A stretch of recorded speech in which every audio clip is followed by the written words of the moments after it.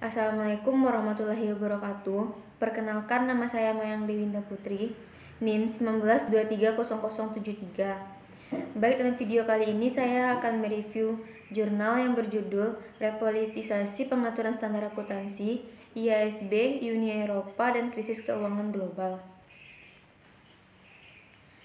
Pembahasan teori. Krisis keuangan global berkontribusi pada repolitisasi penetapan standar akuntansi. Sebelum krisis IASB, sebagian besar berhasil mempertahankan independensinya dari pengaruh politik. Terjadi penyeimbangan kekuasaan di mana aktor politik memperoleh pengaruh dengan mengorbankan pemangku kepentingan lainnya dan tidak lagi dibatasi pengaruh untuk mengomentari proposal draft akuntansi di akhir proses. Kontroversi utama seputar konsep penilaian yang adil dari instrumen keuangan. Nilai wajar adalah harga yang akan diterima jika suatu aset dijual dalam transaksi teratur antar pelaku pasar pada tanggal pengukuran. Pada prinsipnya, akuntansi nilai wajar mensyaratkan lembaga keuangan untuk menandai instrumen keuangan tertentu dengan harga pasar. Jika harga to market lebih rendah dari biaya histori, maka hal itu menyebabkan penurunan aset dan sebaliknya. Akibatnya, fluktuasi nilai wajar aset keuangan seringkali berdampak besar pada neraca lembaga keuangan. Kasus yang dibahas. Selama beberapa bulan terakhir, UE tampak telah merevisi kebijakan pelepasannya menuju penetapan standar akuntansi Ciapello dan Medjat, tulis pada pertengahan 2008. Dalam retrospek, sangat mengejutkan betapa besarnya mereka.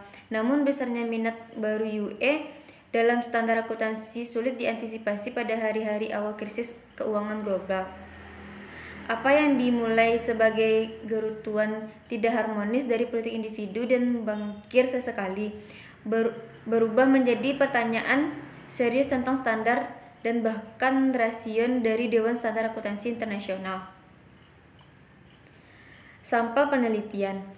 Sampel pada penelitian ini adalah data yang dikumpulkan di internet, yakni tentang proses penetapan standar dan berbagai badan sistem kelembagaan yang terlibat di negara Eropa yang diakses melalui situs web informatif IASB, Komunikasi Eropa, dan Komite Regulator Sekuritas Eropa, serta peraturan terkait.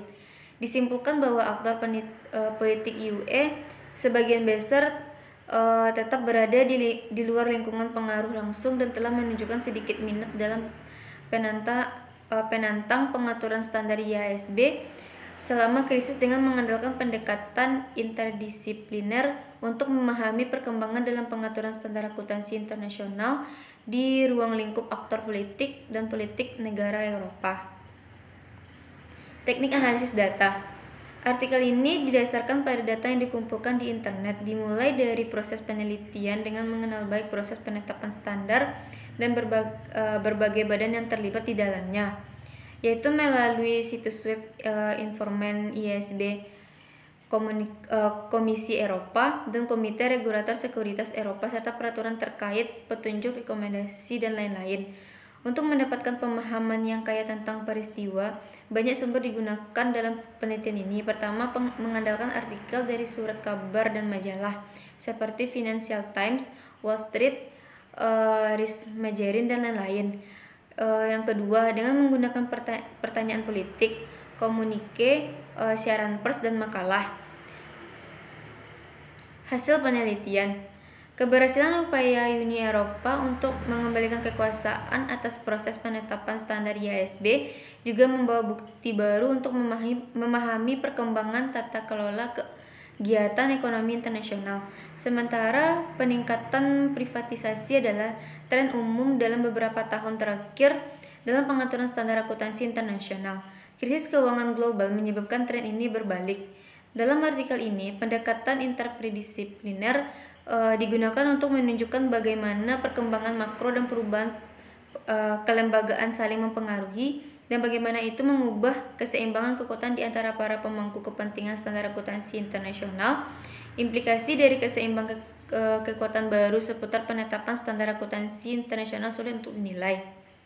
Teori institusional dapat memberikan beberapa indikasi bahwa konflik dan putaran umpan balik negatif dapat mengganggu upaya untuk memberikan pengaruh dan menyesuaikan diri dengan perubahan.